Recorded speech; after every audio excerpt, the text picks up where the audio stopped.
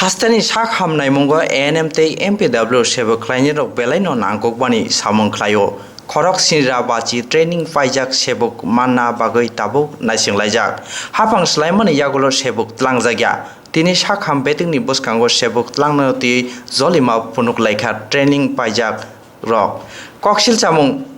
kisam bisa training paijak rokni sebuk manna omor lai tongbai na engkha. Hafang sebuk rioi manfano rirani naya nei koksil jaka hafang slaijak ni mungsa bothai kaha manya nei bo koksil chamung training paijak srungnai rokni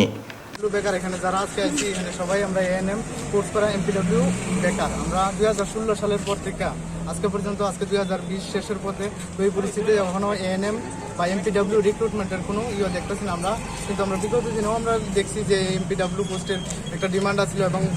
গ্রামীণ পরিষেবার মাধ্যমে ANM এর ভূমিকায় অপরিসীম আমরা লক্ষ্য করছি যে গ্রামের স্বাস্থ্যকেন্দ্র যে উপস্বাস্থ্যকেন্দ্র এবং প্রাথমিক হাসপাতাল আছে এখানে এএনএম এর ভূমিকা অপরিসীম তো আজকে এই কোভিড সিচুয়েশনের মাধ্যমে আমরা লক্ষ্য করতেছি যে এএনএম এর কোনো রিক্রুটমেন্ট নাই বিগত দিনে আমরা 2015 সালে আমরা দেখছি যে এএনএম এর রিক্রুটমেন্ট হয়েছে 2016 তে হয়েছে 2017 সালেও প্রথম দিকে এপ্রিলে নিয়োগ হয়েছে এবং 2017 সালের লাস্টের দিকে সেপ্টেম্বর মাসে একটা অ্যাডভার্টাইজমেন্ট দেওয়া হয়েছিল এএনএম এর এটাই লাস্ট অ্যাডভার্টাইজমেন্ট এই অ্যাডভার্টাইজমেন্ট পরবর্তী সময়ে দেখা গেল বিধানসভা নির্বাচনে সরকার পরিবর্তনের পরে এই রিক্রুটমেন্ট বাতিল করা হয়েছে এবং পরবর্তী সময় আমরা মানে আশা করছি যে নতুন সরকার আসলে নতুন প্রসেসে আমাদের এএনএম এর রিক্রুটমেন্ট হইব কিন্তু আজকে নতুন সরকারের প্রায় 2.5 বছর শেষের পথে তো এই সময়ের মধ্যে এএনএম এমপিডব্লিউ নিয়োগের কোনো উদ্যোগ আমরা লক্ষ্য করছি না সরকারের পক্ষ থেকে আমরা অনেকবার ডাইরেক্টর ম্যাডামের সাথে আমরা দেখা করছি এবং আগের যে স্বাস্থ্যমন্ত্রী ছিল ওনার সঙ্গে আমরা দেখা করছি বর্তমানে আমরা হতাশার মধ্যেই আছি যে আমরা এএনএমরা কি হইব ভবিষ্যতে আমরা এএনএমরা কি বেকাররা কি হইব এটা নিয়ে আমরা খুব একটা চিন্তার মধ্যে আছি প্রায় 3 বছর 4 বছর হয়ে গেছে অনেকে কোর্স কমপ্লিট করার পরে আমরা বেকার আছি আমরা অন্যদিকে কোনো মানে কাজের কোনো স্পেশালিটি হসপিটালের মধ্যেও আমার কাজের কোনো সুযোগ নাই এই জায়গার মধ্যে আমরা ডাইরেক্টর ম্যাডামের কাছে আজকে আবার আমরা দেখা করতে আইছি যে আমরা আদৌ আমরা নিয়োগটা কবে হইব আমরা যখন আমরা কোর্স করতে আসছি তখন আমরা গভর্নমেন্টভাবে আমরা কোর্স করছি সরকারিভাবে আমরা কোর্স করে নিয়েছি এবং যে একটা ডকুমেন্ট দেওয়া হয়েছিল ডকুমেন্টের মধ্যে লেখা ছিল যে আমরা কোর্স কমপ্লিট করার পরে যদি অ্যাভেলেবেল ভ্যাকেন্সি থাকে তাহলে গ্রামীণ এলাকার মধ্যে নিয়োগ দেওয়া হইবে তো আজকে আমরা লক্ষ্য করছি কিছুদিন আগে যে পেপারের মধ্যে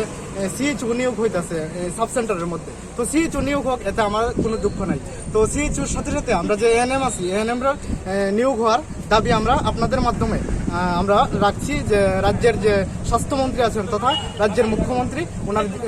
নজরে আমরা আনতে চাই যে আমরা এএনএম বেকাররা আমরা হতাশার মধ্যে আছি এবং এই কোভিড-19 সিচুয়েশনে আমরা এএনএম এর ভূমিকা অপরিসীম আপনারা খবর নিয়ে জানতে পারবেন যে গ্রামীণ এলাকার মধ্যে যে এমপিডব্লিউরা আছে তারা অক্লান্ত পরিশ্রম করছে এই কোভিড-19 সিচুয়েশনে যে জায়গার মধ্যে এএনএমরা অনেকে আপনারা দেখবেন যে কোভিড পজিটিভ হয়েছেন তারা মানে কাজ করতে করতে এই বিগত 5-6 মাস ধরে অক্লান্ত পরিশ্রম করতে করতে তারা অনেকেই কোভিড আক্রান্ত হয়েছেন এই জায়গার মধ্যে স্বাস্থ্যকর্মীর একটা স্বল্পতা রয়েছে আমরা দীর্ঘদিন ধরে লক্ষ্য করছি যে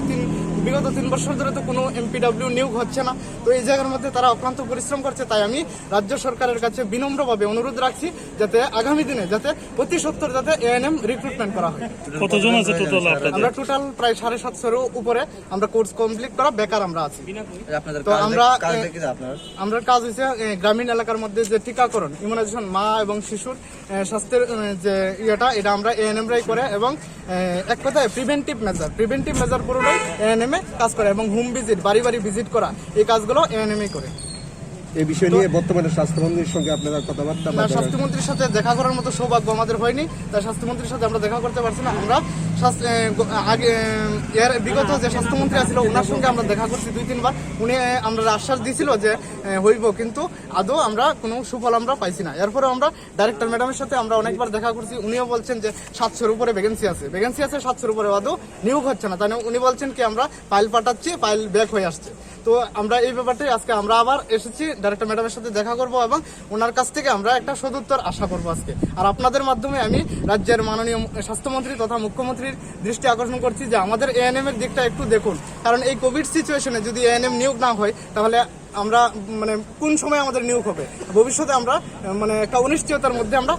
ভুগছি আর হতাশার মধ্যে ভুগছি। তাই আপনাদের মাধ্যমে আমি বারবার আমি রাজ্যের মাননীয় মুখ্যমন্ত্রীর প্রতি মানে করজোড়ে আমি দৃষ্টি আকর্ষণ করছি যাতে এএনএম এর দিকটা যাতে একটু বিচার বিবেচনা করে। আমরা 3 বছর 4 বছর যাবৎ আমরা বেকার বসে আছি, তো আমাদের একটা হতাশার সৃষ্টি হচ্ছে এবং অনেকের বয়সও হয়ে যাচ্ছে যেটা ওভার এজের পথে যাচ্ছে। তো আমরা